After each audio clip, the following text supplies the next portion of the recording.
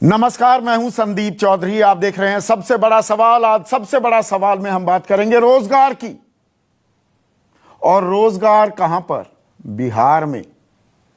बिहार में विधानसभा चुनाव के लिए ताल ठोकी जा रही है। सवाल सबके जहन में कौंध रहा है, अब की बार किसका बिहार? और जब यह सवाल पूछा जा रहा है, लगता है बिहार वासी, खास युवा जोर से कह रहे हैं, अब की बार किसका बिहार जो देगा रोजगार। जी हां, रोजगार सेंटर स्टेज पर आ गया है। सबसे बड़ा मुद्दा बन गया है बिहार विधानसभा चुनाव का। और इसकी शुरुआत कैसे हुई? शुरुआत हुई, आरजेडी के तेजस्वी यादव ने प्रण लिया, संकल्प पत्र जारी किया कि हमारी सरकार बनी तो पहला हस्ताक्षर 10 लाख नौकरियों पर होगा। और आंकड़ा भी दिया कि 4.5 लाख तो नौकरियां, सरकारी पद खाली पड़े हैं, रिक्त हैं, और 5.5 लाख नौकरियां और दूंगा। 10 लाख नौकरियां देने वाला हूं। पहला हस्ताक्षर। पलटवार किया मौजूदा मुख्यमंत्री नीतीश कुमार ने कि पैसे क्या भैया हवा से आते हैं? ये रोजगार कैसे दोगे, या उस पैसे से दोगे जिसके चलते आज लालू प्रसाद यादव जेल में हैं? उस पैसे से युवाओं को क्या रोजगार देने वाले हो? ये हवाई बातें हैं। रोजगार कैसे दिया जाएगा? और यहां मैं आपको कुछ आंकड़े भी बता दूं। इस वक्त बिहार में सरकारी कर्मचारियों की तादाद 3,10,000 है और 3,80,000 पेंशनधारी हैं। तो कुल मिलाकर 6,90,000 लोग, और इन पर हर महीने 4,880 करोड़ रुपए खर्च किए जाते हैं। यानी कि पूरे साल में 59,000 करोड़। बिहार का बजट है 2,11,000 करोड़। अभी इस आंकड़े को मैं आगे और आपको समझाने वाला हूं। तो नीतीश बोले ये हवाई बातें हैं, लेकिन आज बीजेपी ने भी अपना घोषणा पत्र जारी किया। वित्त मंत्री निर्मला सीतारमण ने यह जारी किया, और इसमें क्या कहा गया? हम 10 नहीं, अरे तेजस्वी तो 10 की बात कर रहे हैं, हम 19 लाख रोजगार देंगे। रोजगार, यहां पर यह फर्क भी करने की जरूरत है। तेजस्वी कह रहे हैं मैं 10 लाख नौकरियां दूंगा, बीजेपी कह रही है हम 19 लाख रोजगार देंगे। और इन 19 लाख रोजगारों में 3 लाख शिक्षकों की भर्ती, 1 लाख स्वास्थ्य कर्मचारी। तो ये तो नौकरियां हो गई। इसके अलावा नेक्स्ट जनरेशन आईटी हब में 5 लाख रोजगार हम सृजित करेंगे, और खेती क्षेत्र में, कृषि क्षेत्र में 10 लाख। तो 5 और 10 15, और 3 18, और 1 19 लाख रोजगार हैं। ये पक्की नौकरियां नहीं हैं, ये भी देखने वाली बात होगी। लेकिन इनके लिए भी पैसा चाहिए। तो इनके लिए कहां से पैसा आ जाएगा? जब 6,90,000 सरकारी कर्मचारी और पेंशनकर्ता ही उनके 59,000 करोड़ रुपए खर्च होते हैं, तो 19 लाख या 10 लाख और जोड़ दो तो 13,10,000 लोगों के लिए तो कहीं 1.25 लाख 1.5 लाख करोड़ रुपए। तो पूरे बिहार के विकास के लिए कितना बचेगा? यह भी अपने आप में अहम सवाल है। लेकिन क्या पॉलिटिकल नैरेटिव, क्या मुद्दा अहम, सबसे अहम मुद्दा रोजगार बन गया है? यह वेलकम कदम भी है क्या? और यह युवाओं की दरकार है क्या?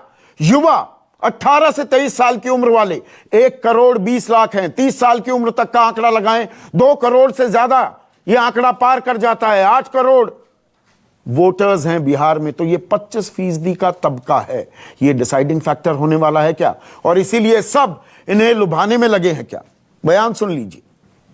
कुल 19 लाख नए रोजगार के अवसर बिहार में पैदा करना तथा 1 करोड़ महिलाओं को स्वावलंबी बनाना हमारा संकल्प भी है, हमारी प्रतिबद्धता भी है। अगर हमारी सरकार बनती है, अगर जनता हमें, बिहार की जनता हमें मौका देती है, तो पहले कैबिनेट में पहले दस्तखत अगर मेरा कलम चलेगा तो 10 लाख नौजवानों को हम रोजगार देने का काम करेंगे।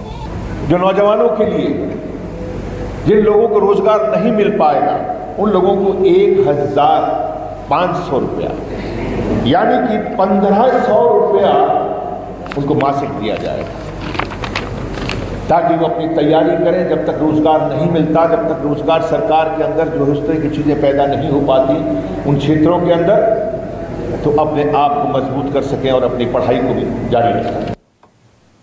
तो ऐसे में आज का सबसे बड़ा सवाल अब रोजगार प्रतियोगिता। जी हां, अब एक प्रतियोगिता चल पड़ी है, तुम दोगे 10, हम देंगे 19। अब रोजगार प्रतियोगिता दिलाएगी बिहार में मुख्यमंत्री की नौकरी। और आरजेडी के 10 लाख, बीजेपी के 19 लाख, नीतीश जी के कितने? नीतीश कुमार अभी इस बारे में मौन हैं। वो 7 निश्चय भाग 2 दूसरा संस्करण लेकर आए हैं। चर्चा में मेरे साथ बीजेपी के राष्ट्रीय प्रवक्ता डॉक्टर संबित पात्रा, उन्हीं के अहम सहयोगी हैं और बिहार में बड़े भाई अभी तक के लिए तो।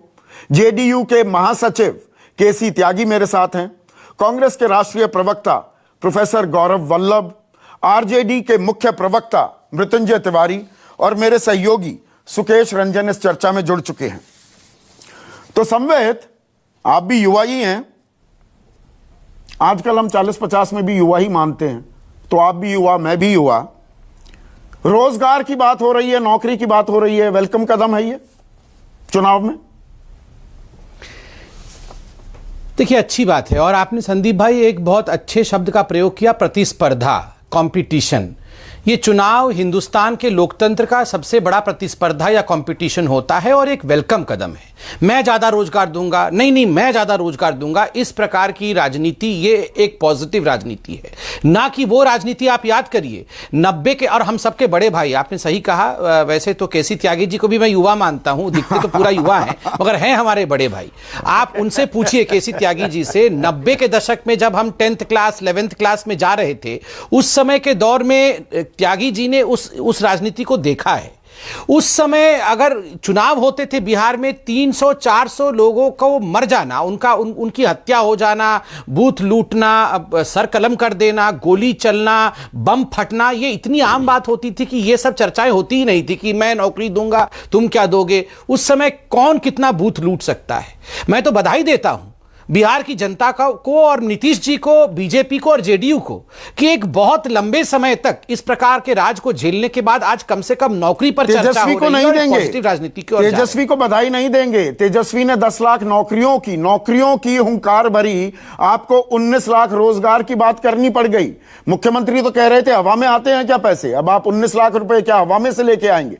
19 लाख लोगों को नौकरी देने के लिए पैसे। देखिए, मेरी कोई वैमनस्यता तेजस्वी जी के प्रति या किसी के प्रति व्यक्तिगत रूप से नहीं है, मगर तेजस्वी जी एक परिवार को रिप्रेजेंट करते हैं, वो कोई अपने दम पर यहां खड़े नेता नहीं है। और उस परिवार ने, with all due respect to the family, और उस परिवार ने बिहार को जिस गर्त में, और बिहार जहां मैं पला, जहां मैं बढ़ा, जहां मैंने पढ़ा, उस बिहार के उस समय को मैंने झेला है। वो बिहार जो चाणक्य का बिहार है, जहां नालंदा रहा है, जहां मौर्य रहे हैं, उस बिहार को जिस प्रकार गर्त में ढकेलने का काम उस परिवार ने किया है, मैं उस परिवार को क्षमा नहीं कर सकता हूं। और मैं मानता हूं कि बिहार का एक बहुत बड़ा तबका उस परिवार को क्षमा नहीं कर सकता। बहरहाल, अभी मैं आपके रिपोर्टिंग को देख रहा था, उसमें भी तेजस्वी जी कह रहे थे हम 10 लाख रोजगार देंगे।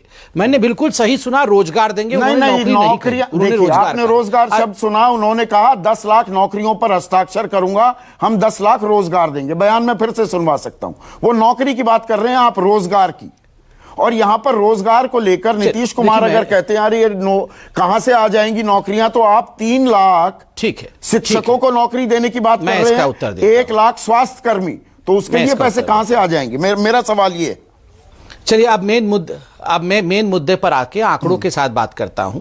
1990 से 2005 तक आप जानते हैं कितने, कुल मिलाकर कितनी नौकरियां दी गई जो कागज पे लिखे हुए हैं, हस्ताक्षर किए हुए हैं, वो 95,000 95,000 नौकरियां दी गई जो कागज पे लिखे हुए और हस्ताक्षर किए। ठीक है। 2005 से 2020 तक जितने कागज पे लिखे हुए हैं और जो बिल्कुल प्रामाणिक है, कितनी नौकरियां दी गई, नौकरियां, रोजगार नहीं, 6.5 लाख जो कि नौकरियां दी गई, प्लस जो शिक्षक उनकी बहाली हुई वो 3.5 लाख, तो लगभग 10-11 लाख जिसकी बारे में अभी हम चर्चा कर रहे हैं। नौकरियां सरकारी नौकरियां आप कह रहे हैं, जी की सरकार सरकारी नौकरियों के बारे में बात कर रहे हैं? हाँ सर, मैं 2005 से 2020 तक इन 15 वर्षों की बात कर रहा हूं, कोई सरकारी नौकरी बात नहीं कर रहा हूं, 15 वर्षों के आंकड़ों, सरकारी नौकरी की बात कर रहे हैं। सरकारी नौकरी की बात कर रहा हूं। अब मैं आपको बताता हूं, शिक्षक बहाली की एक मिनट, क्योंकि कंफ्यूजन हो गई, सरकारी ही है। एक मिनट कंफ्यूजन हो गई थोड़ी, मेरी कंफ्यूजन क्लियर कर दो। और 3 अप्रैल 2020 का कहीं भी पीटीआई को सर्च कर लीजिएगा, सुशील मोदी का बयान, 7वां वेतन आयोग लागू हो रहा था, उन्होंने कहा बिहार में इस वक्त 3,10,000 सरकारी कर्मचारी हैं। अगर 12 लाख सरकारी कर्मचारी, 10 लाख की बात कर रहे हैं आप 2005 से 2020, इनमें रिटायर्ड को भी जोड़ दो तो सारे पेंशन जो लेने वाले लोग हैं, रिटायर्ड कर्मचारी संख्या है 3,80,000। 6,90,000 से तो ये आंकड़ा जा ही नहीं रहा ऊपर, आप कह रहे हैं 12 लाख। आंकड़ों में कंफ्यूजन है कहीं। मैं सुशील मोदी के आंकड़े दे रहा हूं। बयान जो मैंने पढ़ा अखबार, नहीं, सुशील मोदी जी के जो कल के आंकड़े हैं जिसमें उन्होंने हिसाब दिया है पूरा कि 58,000 करोड़ रुपए का हिसाब बनता है। अगर बिल्कुल बनता है, 4,880 करोड़ हर महीने, तो 12 महीने में 59,000 करोड़। ठीक है, बिल्कुल उसमें उसी में उन्होंने 12 लाख सरकारी नौकरों की बात की है जिनका की भुगतान 52,734 करोड़ होता है, और दोनों का जोड़ मिलकर 1,11,189 करोड़ होता है। ये तो सुशील मोदी जी का स्टेटमेंट मेरे सामने कल का रखा हुआ है, तो उसमें उन्होंने 12 लाख की संख्या दी हुई है। एक मिनट, आप जो कह रहे हैं ना 4,880 करोड़ रुपए हर महीने दिए जाते हैं, वो 6,90,000 लोग हैं। 12 लाख होते ही तो ये 1,15,000 हो जाएगा। सरकार 59,000 करोड़ खर्च कर रही है 2,11,000 करोड़ में से। पर ये आंकड़े ज्यादा हो गए, आंकड़े की बात नहीं मैं, क्योंकि ये सुशील मोदी का बयान था। तो आप 4 लाख नौकरियां देंगे और 15 लाख रोजगार। ये रोजगार आप कह रहे हैं खेती में कैसे रोजगार सृजित होंगे? ये किस तरह के रोजगार की आप बात कर रहे हैं? इसको थोड़ा सिंप्लीफाई, देखिए मैं इसको सिंप्लीफाई करता हूं। आज हमारे आदरणीय भूपेंद्र यादव जी जो हमारे वहां प्रभारी है, उन्होंने भी इसे एक मैथमेटिकल वे में सॉल्व करने की और प्रेजेंट करने की कोशिश भी की।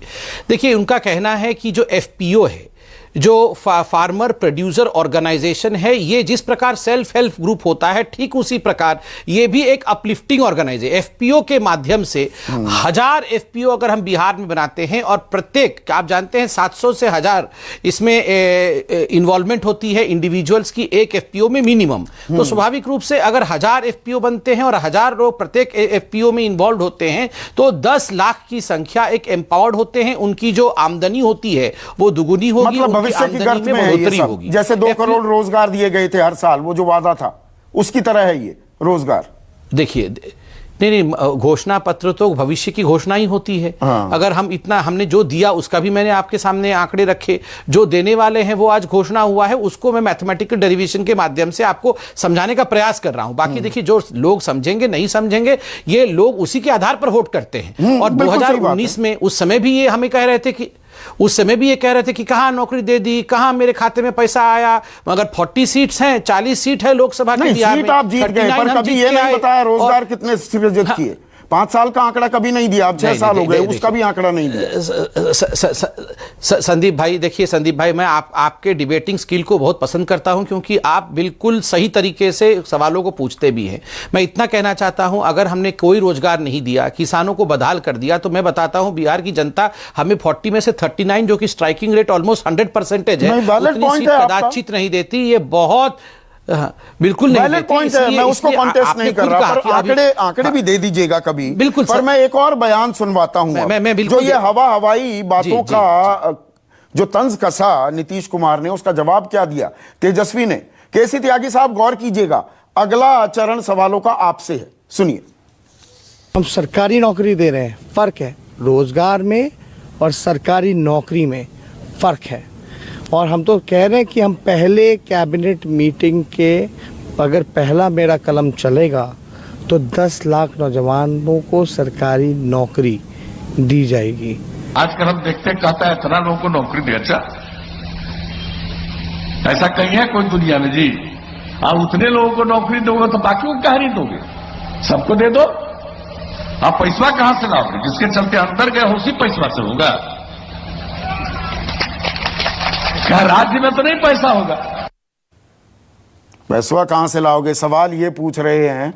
लेकिन 10 लाख नौकरियां तेजस्वी देने का वादा कर रहे हैं, 19 लाख बीजेपी। आप कितनी नौकरियां देंगे केसी त्यागी, या दे दी जितनों को देनी थी? देखिए, हमारे जो 7 देखिए, नौकरी के बारे में एक तो मैं चूँकि आपकी मैं इंटेलेक्चुअल स्किल की तारीफ़ कर दी मेरे मित्र ने, तो मैं भी करना चाहता हूँ। 1991 के उदारीकरण की प्रक्रिया के बाद सरकारी संस्थानों में खास तौर से नौकरियां घटी हैं। पीपीपी मॉडल आ गए, डी इन्वेस्टमेंट आ गए, प्राइवेटाइजेशन आ गया और बड़े बड़े कारखानों ने काफ़ी लोगों को बेरोजगार किया।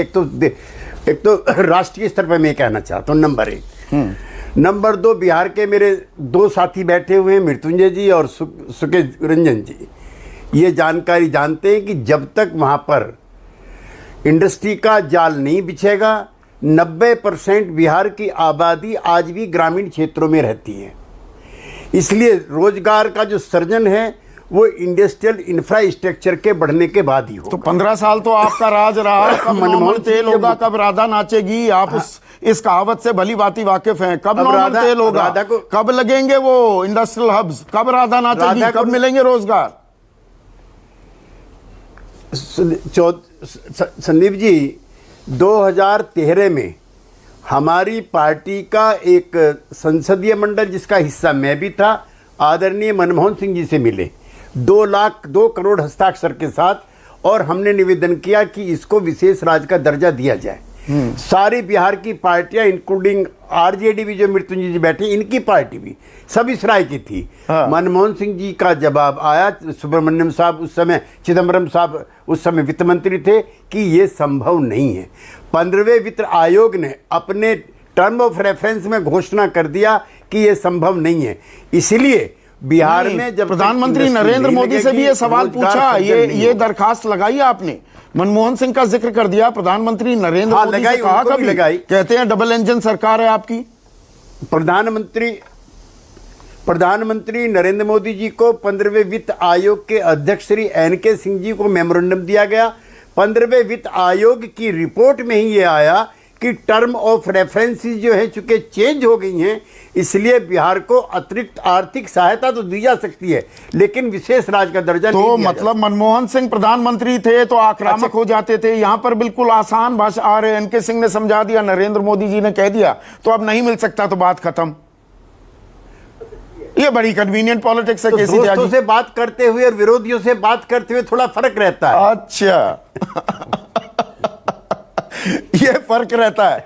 तो आज बीजेपी कहती है, बीजेपी है तो भरोसा है, 19 लाख रोजगार की बात करती है, इनमें नौकरियां हैं, 3 लाख शिक्षकों को देंगे, 1 लाख स्वास्थ्य कर्मियों को देंगे। आपको पता है बिहार में कुल स्वीकृत जो शिक्षक पद हैं वो 6,88,157 है, जिनमें से 2,75,255 खाली पड़े हैं। उन्हीं को भरने की बात कर रही है बीजेपी। नीतीश कहते हैं पैसा कहां से आएगा। अब मैं थोड़ा कंफ्यूज हूं, बीजेपी की मानूं, आपके सहयोगी की मानूं, नीतीश कुमार की मानूं? आप हमारी मानिए। अच्छा, आपकी मान लेता हूं। मतलब नौकरियां नहीं हो सकती। बीजेपी भी बस चुनावी जुमला कर रही है घोषणा पत्र में, ये नौकरियां नहीं लगेंगी, 3 लाख शिक्षकों को नौकरी नहीं मिलेगी। दलों को मुझको तो संदीप जी यही प्रसन्नता है जो संबित जी ने कहा। मैंने और मेरे मित्र मृत्युंजय ने भी देखा होगा और सुकेश रंजन जी ने भी, 89 में 90 में हम ही सब लोग लगे थे लालू जी मुख्यमंत्री बन जाए, वो बने। उसके बाद में जिस तरह से वहां पर राज और प्रशासन चलाया गया, ये मैं 1991 का चुनाव जरूर थोड़ा बढ़िया हुआ था, 96 का, 98 का, 2000 का, कम से कम 500 लोग एवरेज उसमें मरते थे चुनाव आयोग के। ये कहा संबित ने। आज इतना शांतिपूर्वक चुनाव हो रहा है। नहीं, इतनी शांति भी है। बिहार की एक और तस्वीर भी बताऊं मैं आपको, 1 मिनट त्यागी साहब।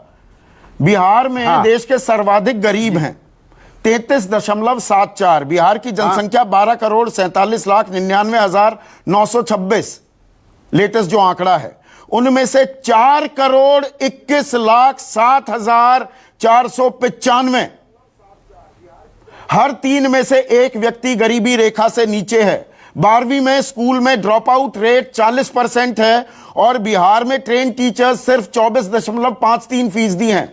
बाकी न जाने क्या पढ़ाते हैं बच्चों को, 75% टीचर।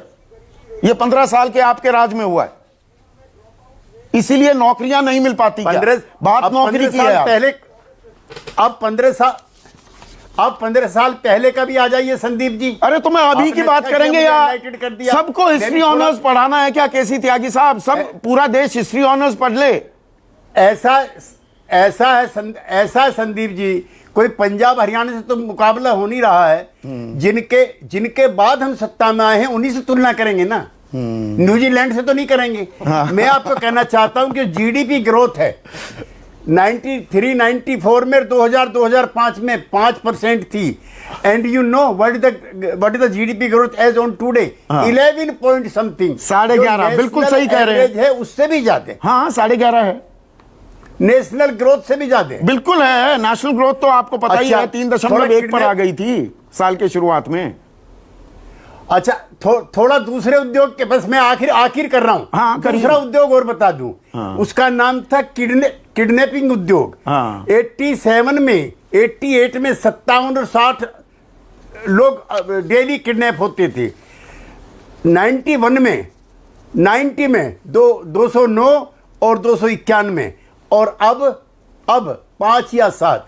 तो जो दूसरा उद्योग था वो जरूर पनपा है। नहीं, वो बात ठीक है। और आप जब आप उद्योग बनाने की या बीजेपी भी उद्योग बनाने की, 1 मिनट सुकेश में आ रहा हूं, नेक्स्ट जनरेशन आईटी हब बनाने की बात होती है। वो आईटी हब कब बनेगा जिसमें 10 लाख नौकरियां आएंगी? लेकिन मृत्युंजय तिवारी, 10 लाख नौकरियां जो मैंने आंकड़ा बताया था, 2,11,000 करोड़ का आपका बजट, 59,000 करोड़ तो अभी तनख्वाहों में चले जाते हैं। आप कह रहे हैं 14 लाख के करीब आंकड़ा ले जाएंगे, तो 1.5 लाख करोड़ रुपए तनख्वाहों में दे दोगे। 2,11,000 करोड़ में से बिहार के पास क्या बचेगा? बाबा जी का ठुल्लू।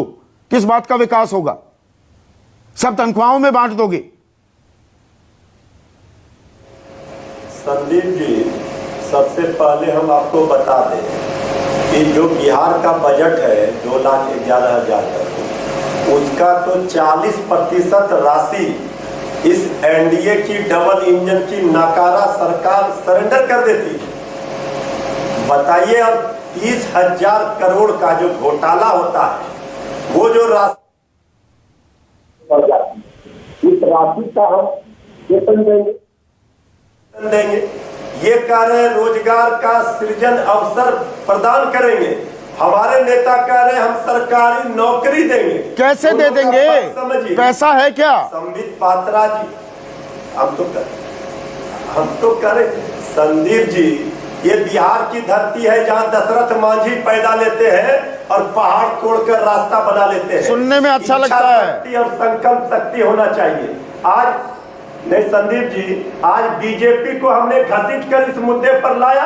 अब वो भी रोजगार की बात कर रहे हैं। अभी तक आतंकवाद आ जाएंगे, अभी तक पाकिस्तान जिन्ना पर बात कर रहे थे। ये तो हमारे नेता की जीत हुई ना। अब वो रोजगार पर बात करेंगे, अब बदहाली पर बात करेंगे। अभी हम सुन रहे थे आपका, हमारे दोनों सत्ता में बैठे हुए, हम दोनों का सम्मान करते हैं, दोनों जवाब नहीं दे सके आपका। हमें कुछ नहीं करना। आप जवाब क्यों नहीं दे रहे? वो पैसा कहां से आएगा? पैसा कहां से आएगा? नीतीश कुमार कह रहे हैं जो चारा घोटाले में पैसे कमाए थे उससे देंगे नौकरियां। सीधा आरोप लगा रहे हैं आप पर कि पैसा कहां से आएगा। आप हवाई बातें कर रहे हैं। 30,000 करोड़ का जो घोटाला होता है, भ्रष्टाचार की नदियों में जो बह जाता है, पुल पुलिये बांध उद्घाटन से पहले चूहा शराब पी लेता है, उस पैसे को रोक करके हम नौजवानों को वेतन देंगे। बिहार पुलिस में देखिए, प्रोफेसर में देखिए, शिक्षक में देखिए, हर जगह तो वैकेंसी पद रिक्त है, उसको हम भरेंगे, उसके वेतन की व्यवस्था करेंगे। इच्छा शक्ति न होनी चाहिए। इच्छा शक्ति 90 से 2005 के बीच में देखिए ऐसा है। मृत्युंजय तिवारी, नौकरियां चलो आप कहने के लिए, फर्ज कीजिए मान लेता हूं आपने हस्ताक्षर कर दिए, पैसे मिलेंगे नहीं, मतलब कहने को सरकारी नौकरी है, आप टीचर हैं या सरकारी मुलाजिम हैं और तनख्वाह के वांदे हो जाएंगे, तनख्वाह मिलेगी नहीं। गलत तो नहीं कह रहा मैं सुकेश? ये तो आपके साथ हुआ है, आपने बताया है मुझे। 90 से 2005 के बीच में क्या होता था? सरकारी नौकर के पास तनख्वाह आ पाती थी? नहीं, मैं टेम्पटेड था जब त्यागी जी बोल रहे थे। हाँ। मैं ये पूछना चाहता हूं कि मेरे पिताजी पेशे से प्रोफेसर थे जी। मैं अपने घर का एग्जाम्पल देता हूं, वो गलत नहीं हो सकता। हाँ। उन्होंने 70 में पढ़ाना शुरू किया, 69-70 में। त्यागी जी सुनिएगा, और बड़ी दिक्कत हो गई। मैं दिल्ली पढ़ने आया था तो ऐसी स्थिति होती थी कि तनख्वाह इस बार आएगी कि नहीं आएगी, और आती थी 40%, 50%। ये मृत्युंजय तिवारी जी का जो लालू यादव का राज था उसका हाल था। उन्होंने अपने हे डेज वो बाय चॉइस प्रोफेशन में आए थे, प्रोफेसर बने थे। आज की स्थिति सुन लीजिए त्यागी जी, वो तो आप 15 साल पहले चले जाते हैं। और मृत्युंजय तिवारी को भी एड्रेस कीजिए, ये जो कह रहे हैं ना, मैंने कहा दे देंगे नौकरी, नौकरी दी तनख्वाह दे पाएंगे। जो नौकरियां थी उसमें तनख्वाह आती थी कभी 40%, इस महीने नहीं आ पाई, अगले महीने 50%, तो बाकी एरियर का इंतजार करिए। ये स्थिति थी। जब सरकार बन गई नीतीश जी की, त्यागी जी सुनिएगा और बताइएगा कि क्या गुणात्मक परिवर्तन हो गया। मेरे पिताजी रिटायर हो चुके 11-12 साल पहले। कुछ साल पहले तक पीजी में क्लास लेने वाला कोई प्रोफेसर नहीं था, तो मेरे पिताजी को रिक्वेस्ट की जाती थी कि एक क्लास ले लेंगे क्या आप, क्योंकि टीचर्स नहीं थे, प्रोफेसर्स नहीं थे पढ़ाने के लिए। क्या बदल गया? मैं बार बार पूछता हूं, आंकड़ों में तो ठीक है, हम नीति आयोग के आंकड़े देंगे, संबित पात्रा जी अपने आंकड़े देंगे, जो सरकारी आंकड़े होंगे, जिसको कन्वीनियंटली जो सूट करता है वो आंकड़ा देता है। आंकड़े बताते कम है, छिपाते ज्यादा हैं। अभी आ रहे हैं संबित आ रहे हैं। बिहार की तमाम यूनिवर्सिटी में 3 साल में अभी भी ग्रेजुएशन पूरा नहीं होता। पहले तनख्वाह नहीं मिलती थी, अब टीचर्स नहीं मिलते। हम अभी तनख्वाह के मामले पर रहते हैं। मृत्युंजय तिवारी 10 लाख नौकरियां दे भी देंगे, तनख्वाहें कहां से देंगे? पैसा कहां है? ये वही हाल कर दोगे 1990 से 2005 वाला जिसका जिक्र कर रहे हैं सुखी। संदीप जी उस समय जो तनख्वाह मिलता था, उस समय जो शिक्षा का स्तर था, उस समय जो विश्वविद्यालय में पढ़ाई होती थी, आज तो चौपट हो गया शिक्षा व्यवस्था। टॉपर घोटाला किसके राज में हुआ? कहां शिक्षक है? अभी ठीक सुकेश जी बोल रहे थे, कहीं कोई विश्वविद्यालय नया खुला, कहीं कोई शिक्षक की बहाली हुई। अभी जो शिक्षकों की बहाली हुई वो क्या है? नियोजित शिक्षकों पर लाठी बरसाई। सम्मित आ रहा हूं, एक बार गौरव वल्लभ से पूछकर आपके पास आ रहा हूं। तो देंगे, हाँ बोलिए। 40% जो सरेंडर होती है राशि, उस राशि को रोककर हम वेतन देंगे। भ्रष्टाचार जो 30,000 करोड़ का होता है उसे हम वेतन देंगे। तो पैसा बहुत है, उसका इस्तेमाल नहीं हो रहा।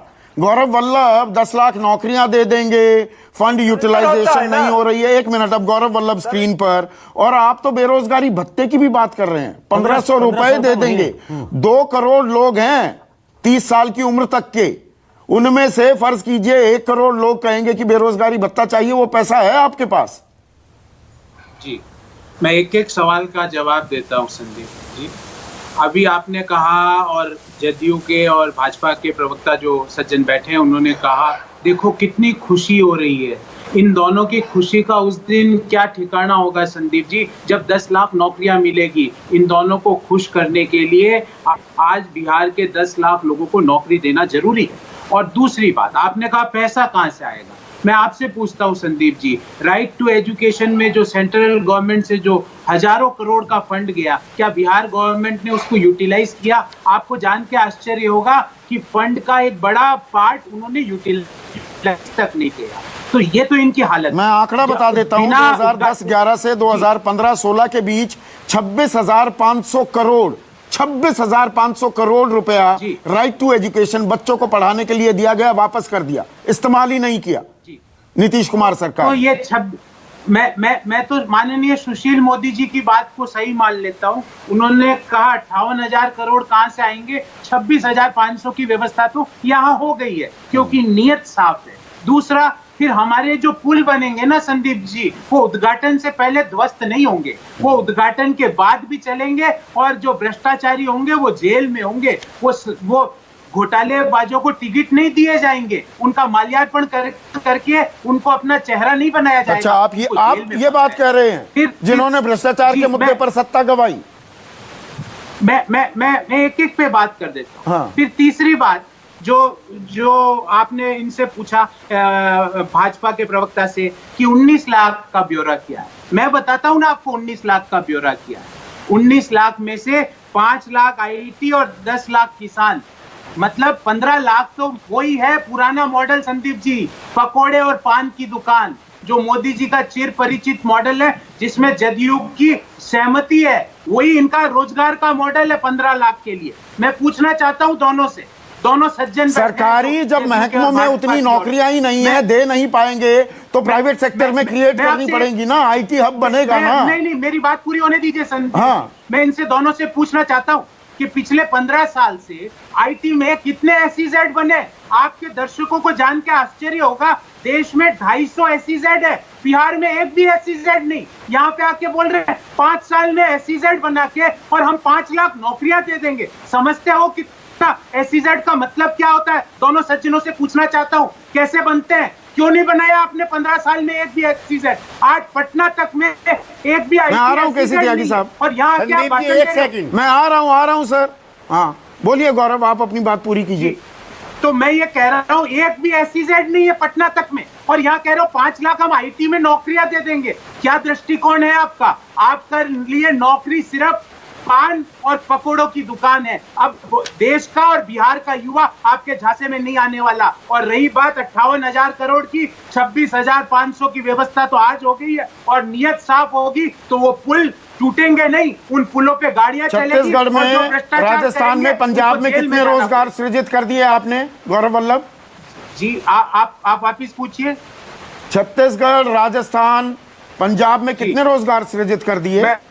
बिल्कुल आपने सही सवाल है आपको, और इसीलिए आपको मैं अप्रिशिएट करता हूं, आप किसी को छोड़ जाने नहीं देते हैं। छत्तीसगढ़ में देश में हमारे आने के बाद ऑलरेडी हमने एक SEZ बना दिया। राजस्थान में 1.5 साल की, मैं सिर्फ 1.5 साल का ब्यौरा दे रहा हूं, और IT SEZ की बात कर रहा हूं। राजस्थान में इस जो मौजूदा गहलोत सरकार के आने के बाद हमने ऑलरेडी जयपुर में और दूसरे शहरों में 3 SEZ है।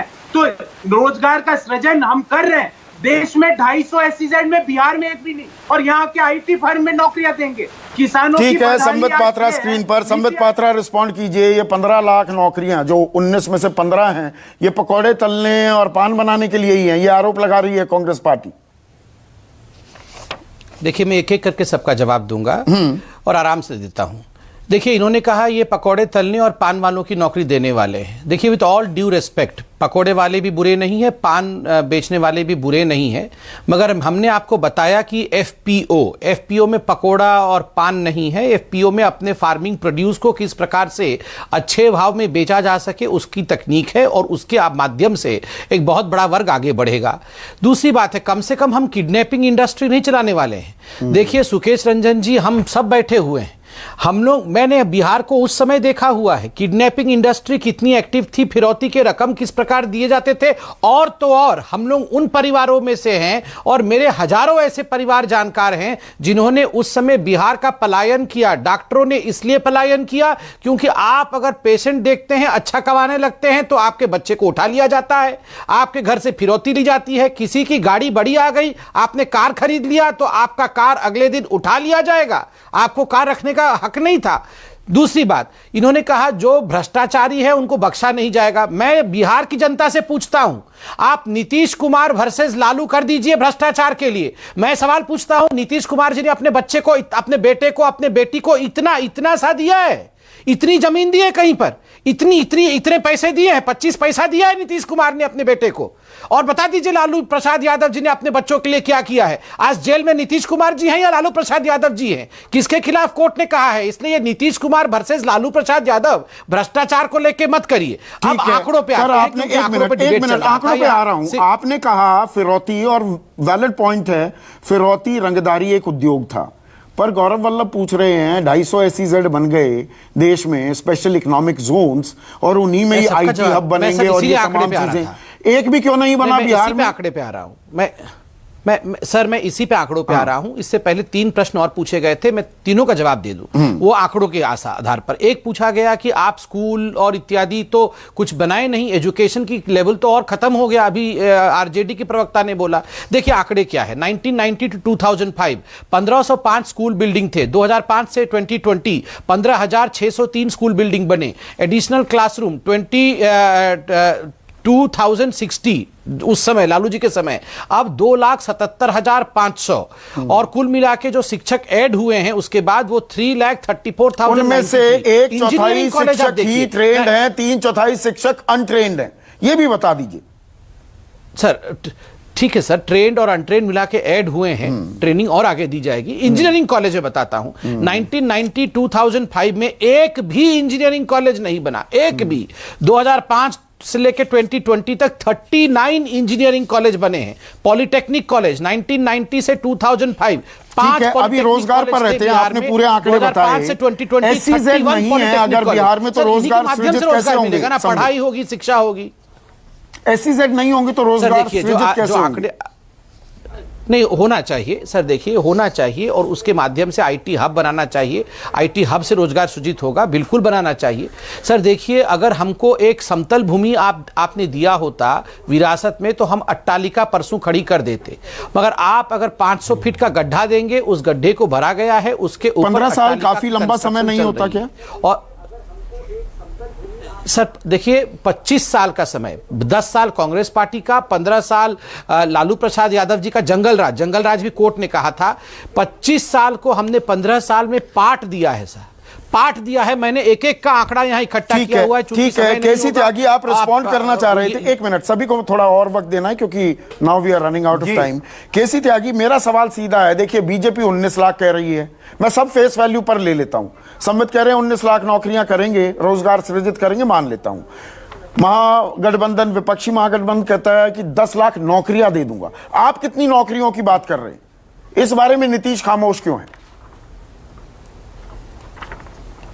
मैं गौरव वल्लभ जी की जो जानकारियां हैं उसको और समृद्ध करना चाहता हूं जी। मैं संसद की इंडस्ट्री कमेटी का चेयरमैन रहा हूं।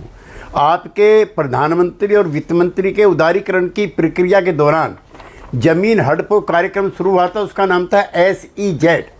बिहार सरकार के मुख्यमंत्री ने इस योजना को अपने बिहार में लागू करने से मना कर दिया था, ऑन रिकॉर्ड हूं मैं। सबसे ज्यादा SEZ कहां है? बताइए, गुजरात में तो नहीं है, कहीं भी नहीं है। अच्छा नहीं, सबसे ज्यादा SEZ कहां है? एक दहेज के अंदर गुजरात के अंदर दहेज में एक है। इनके समय में ऑन रिकॉर्ड पार्लियामेंट की कमेटी का डिसीजन, इनके समय जितने भी SEZ बने 95% बंद हो गए। जॉब किसको मिलेगा? गौरव वल्लभ जी, आप प्रोफेसर आदमी हैं, कम से कम जानकारी हासिल कीजिए। सारे के सारे SEZ बंद हैं। अब 4 या 5 SEZ फुल काम कर रहे हैं। कौन सी IT? तो फिर बिहार में कैसे रोजगार होंगे? 5 लाख ये नेक्स्ट जनरेशन IT हब बनाने की बात, वो कैसे बनेगा केसी त्यागी साहब? हाँ नहीं, मैं सुकेश जी को भी एड्रेस करना चाहता हूं। सुकेश जी, क्या ये सही नहीं है कि 100% इलेक्ट्रिफिकेशन हो चुका है बिहार में? हाँ हो गया। क्या ये सही नहीं है कि बिहार के अंदर 90% जल मिल रहा नल का, जबकि UN का डिसीजन है कि हम 2030 तक करेंगे, केंद्र सरकार का डिसीजन है कि हम 2024 तक करेंगे। क्या ये सही नहीं है कि शौचालय के निर्माण में इतनी बड़ी प्रगति हुई है कि बिहार में ओपनली जब होता था वो काफी दूर नहीं, थोड़ा सा विषयांतर हो रहे हैं, रोजगार के मुद्दे पर रहे हैं ये, फिर नहीं तो रायता फैल जाता है ना केसी त्यागी साहब। रोजगार की बात हो रही है, आप रोजगार कितने देंगे? हम ऐसी व्यवस्था करने के पक्षधर हैं। ग्रामीण क्षेत्रों में स्मॉल स्केल इंडस्ट्री है, सुकेश जी जानते हैं, मृत्युंजय जी जानते हैं। फूड प्रोसेसिंग का काम प्रायोरिटी के साथ बिहार में हो रहा है। वहां लेके मखाने से लेकर के और 1000 चीजें, धान का क्या, 33.74% लोग गरीबी रेखा से नीचे हैं। आप ये बातें जब ग्रामीण अंचल की करते हैं तो थोड़ी सी कॉन्ट्रडिक्शन दिखती है। Gaurav Vallabh, quick response. आज सुकेश रंजन को टाइम ही नहीं दे पाया, जो बिहार को यहां पर सबसे बढ़िया विश्लेषण करेंगे। दरअसल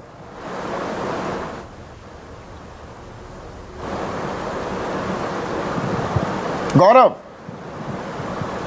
संदीप जी, मैं बोल सकता हूं? हाँ, आप ही को वक्त दिया है जी। संदीप जी, जो माननीय जदयू के हमारे वरिष्ठ नेताजी हैं, उन्होंने बताया कि SEZ जमीन हड़पो कार्यक्रम है।